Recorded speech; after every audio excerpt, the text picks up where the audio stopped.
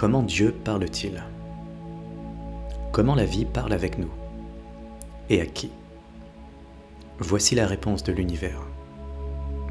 Je parle à chacun, tout le temps. La question n'est pas à qui je parle, mais qui écoute. Tout d'abord, remplaçons le mot parler par communiquer. C'est un bien meilleur terme, plus riche, plus précis. Lorsque nous essayons de nous parler, moi à toi à moi, nous sommes immédiatement contraints par l'incroyable limite des mots. Voilà pourquoi je ne communique pas seulement en paroles. En réalité, je le fais rarement. Je communique le plus souvent par le sentiment. Le sentiment est le langage de l'âme. Si tu veux savoir ce qui est vrai pour toi, en ce qui concerne une chose précise, observe comment tu te sens par rapport à celle-ci. Les sentiments sont parfois difficiles à découvrir, et souvent même plus difficiles à reconnaître. Mais ta vérité suprême se trouve tapie dans tes sentiments les plus profonds. Il s'agit d'arriver à ces sentiments. Je communique aussi par la pensée. La pensée et les sentiments ne sont pas la même chose. Même s'ils se produisent parfois en même temps, en communiquant par la pensée, j'utilise souvent des images. C'est pourquoi les pensées sont plus efficaces que les seules paroles, en tant qu'outil de communication. En plus des sentiments et des pensées, j'utilise également le véhicule de l'expérience pour communiquer intensément. Finalement, lorsque les sentiments, les pensées et l'expérience échouent, j'utilise des paroles. En vérité, les paroles sont l'outil de communication le moins efficace. C'est l'outil le plus souvent ouvert à l'interprétation, le plus souvent mal compris. Pourquoi donc? À cause de la nature des paroles. Les paroles ne sont que des émissions de sons, des bruits qui représentent les sentiments, les pensées et l'expérience. Ce sont des symboles, des signes, des insignes. Elles ne sont pas la vérité. Elles ne sont pas ce qu'elles représentent. Les paroles peuvent t'aider à comprendre quelque chose. L'expérience te permet de connaître. Cependant, il y a des choses dont tu ne peux faire l'expérience.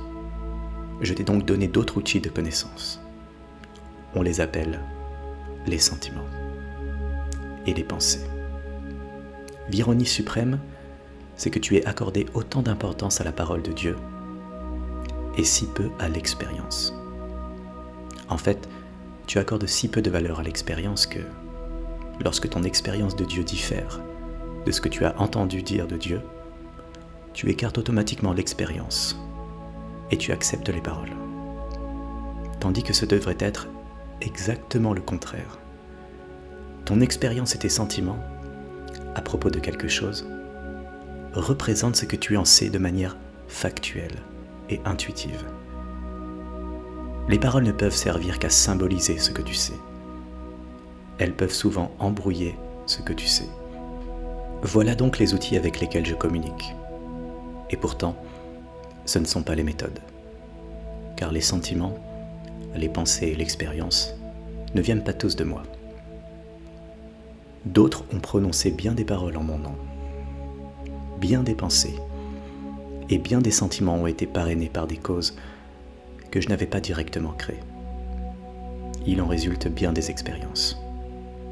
Le défi, c'est d'avoir suffisamment de discernement. La difficulté, c'est de connaître la différence entre les messages de Dieu et les données provenant d'autres sources. Cette distinction devient simple lorsqu'on applique une règle de base. Ta pensée la plus élevée, ta parole la plus claire, ton sentiment le plus magnifique viennent toujours de moi. Tout le reste provient d'une autre source. Ce travail de distinction devient alors facile, car même le débutant ne devrait avoir aucune difficulté à identifier ce qu'il y a de plus élevé, de plus clair et de plus magnifique. Je te donne toutefois les indications suivantes. La pensée la plus élevée est toujours celle qui renferme la joie. Les paroles les plus claires sont celles qui contiennent la vérité. Le sentiment le plus magnifique est celui que tu appelles l'amour. Joie, vérité, amour.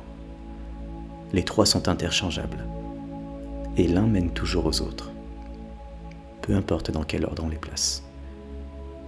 Une fois qu'on a distingué, à l'aide de ces indications, mes messages de ceux qui proviennent d'une autre source, il ne reste plus qu'à savoir si mes messages seront entendus. La plupart ne le sont pas. Certains parce qu'ils semblent trop beaux pour être vrais. D'autres parce qu'ils semblent trop difficiles à suivre. Un grand nombre d'entre eux parce qu'ils sont tout simplement mal compris. La plupart parce qu'ils ne sont pas reçus. Mon messager le plus puissant est l'expérience. Et même celui-là, tu l'ignores. Surtout celui-là, tu l'ignores. Ton monde ne serait pas dans son état actuel si tu avais tout simplement été à l'écoute de ton expérience. Puisque tu n'as pas écouté ton expérience, tu continues de la revivre à répétition. Car mon but ne sera pas contrecarré, ni ma volonté ignorée. Tu recevras sûrement le message, tôt ou tard. Mais je ne t'y obligerai pas. Je ne te forcerai jamais. Car je t'ai donné un libre arbitre, le pouvoir de faire ce que tu veux. Et je ne te le retirerai jamais. Ainsi, je continuerai de t'envoyer les mêmes messages, encore et toujours, à travers les millénaires, et dans tous les coins de l'univers que tu occupes, à l'infini. Je t'enverrai mes messages, jusqu'à ce que tu les aies reçus et accueillis, en les considérant comme les tiens. Mes messages arriveront sous 100 formes, à 1000 moments, sur 1 million d'années. Si tu écoutes vraiment, tu ne pourras pas les manquer. Lorsque tu les auras vraiment entendus, tu ne pourras pas les ignorer. Ainsi, notre communication deviendra sérieuse. Car dans le passé, tu t'es contenté de me parler, de me prier, de m'implorer. Mais maintenant, je peux te répondre. Comme d'ailleurs, je suis en train de le faire en ce moment.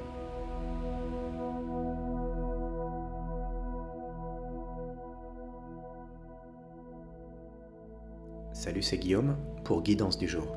Merci de m'avoir écouté. Tu peux me dire merci à ton tour avec un like ou un commentaire.